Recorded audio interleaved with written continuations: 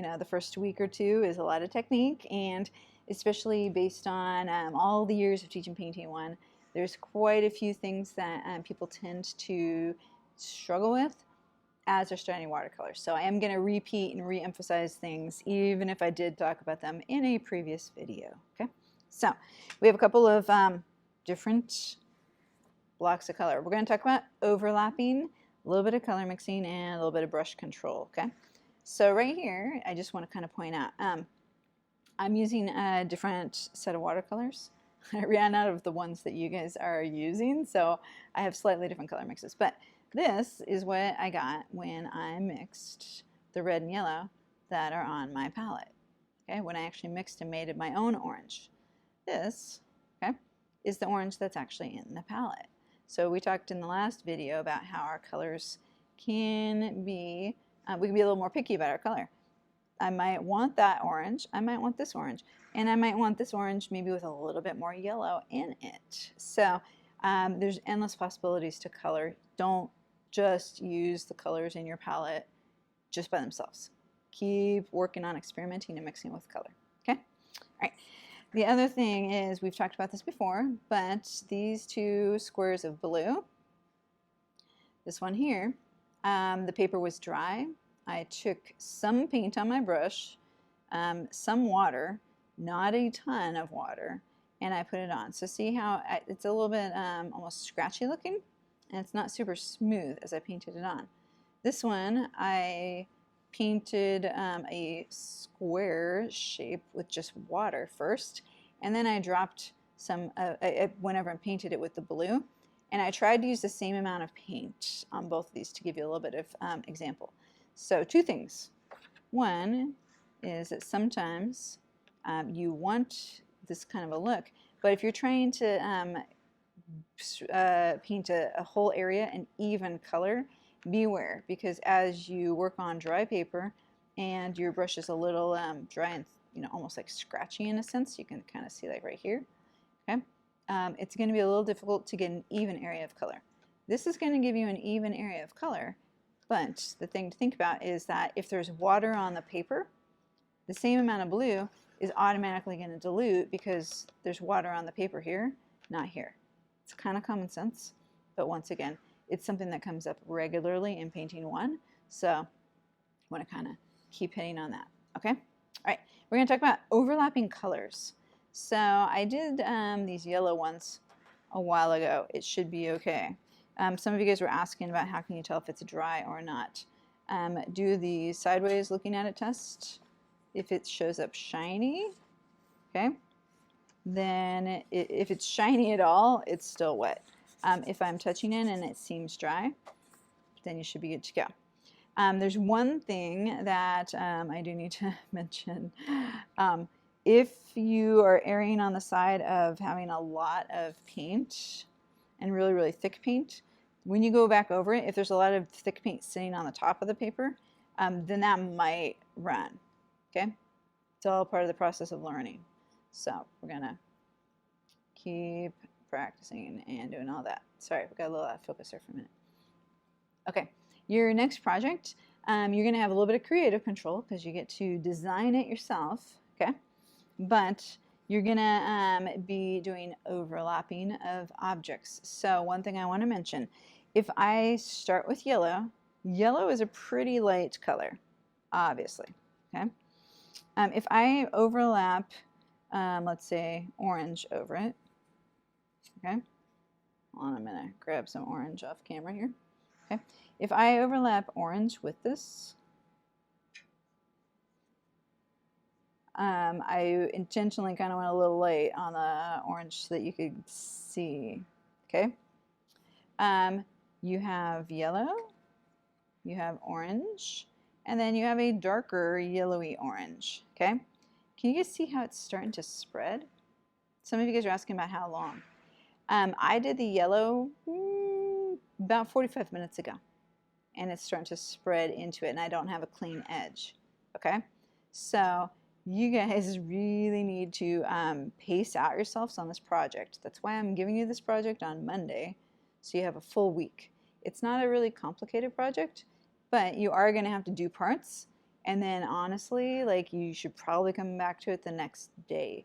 You cannot wait until next Monday to do this project. Otherwise, you're going to have some of those runs. Okay? So part of this is to show you that. But let's say these are two pretty light colors. Okay? What happens if I come with a lot of purple on this area? All right? So I got a pretty good dark purple here. So if I put purple over this yellow and do my other square,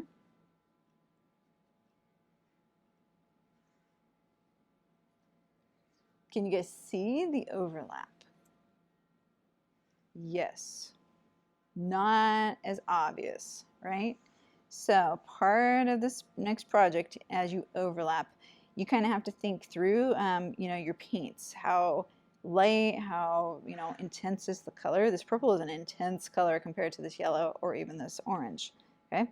If I come through with the purple that has a little bit more water in it and it's a little more diluted, okay? We'll go on this edge of this yellow.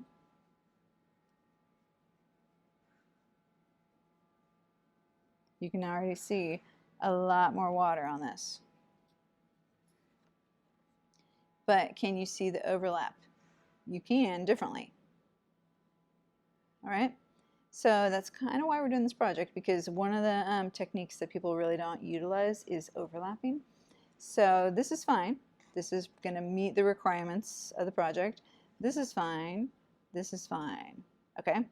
As you work on overlapping, this is what is not okay to do. Sometimes people draw out their shapes and then they don't really realize that the whole point is to overlap.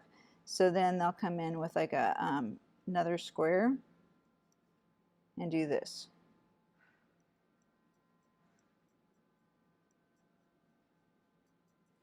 Okay. That's just side by side. It's not overlapping. So as you're going to draw it out first, make your design, and then make sure that you are actually coming through and creating that area of overlap. Because even if it's subtle, we made a bluish purple color by overlapping.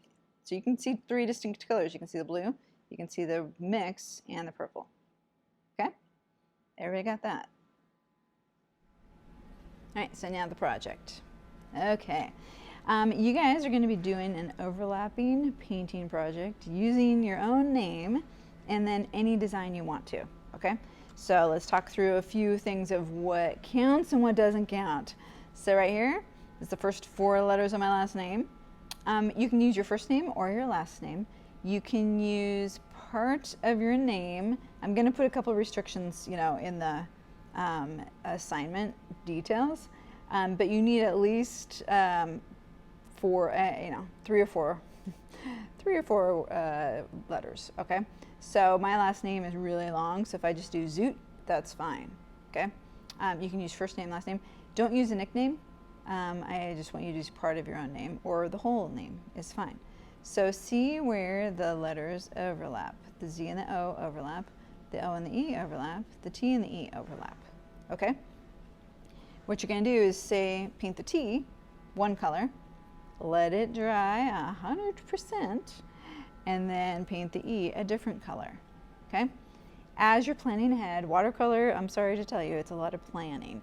But what I can do is say, okay, I'm going to paint the T red, and I'm going to do the O blue, because the O and the T don't overlap at all. I'm going to do those on one day, let those dry, and then I'll come back the next day, do the Z and the E, and then they'll overlap and it'll be dry. Okay. But you can't just stop with your name. You need to add a few more things. So even if you want to just do something simple, like bubbles or something like that, maybe you have different size bubbles through here. You can have a few back here. Okay. This is where you can get as creative or as basic as you want to. So there's going to be a minimum amount of overlaps, and you have to use different colors. You can't just do like all yellow and blue. You need to use a lot of the other colors on your palette. Okay. So right here's another overlap, right here's another overlap, right here's another overlap, etc., etc. Okay. So you're going to have, I believe it's like 8 to 10 overlapping areas where you're creating new colors. So it's not that all the bubbles are yellow and all of the letters are blue and green. I need to have more colors than that. Details will be in the assignment on how many of colors. So what does not count? This doesn't count. Say I do all these bubbles, even if they're different colors, and then I say, oh, I'm gonna write my name over it and overlap. If I did my name like this, Zoot, okay? Technically, the color that I would do this in is on top of this. Is the letter of my name and the bubble, is there anywhere where they're gonna create a brand new color? No, I'm just doing this one over it in a line, so this doesn't count. You can do this, but then you need to have some of the bubbles overlapping then. Okay, so you can do that with your name if you want to, but then you need to have enough overlapping elsewhere. Okay, hopefully that makes sense. We'll have a Q&A time after you watch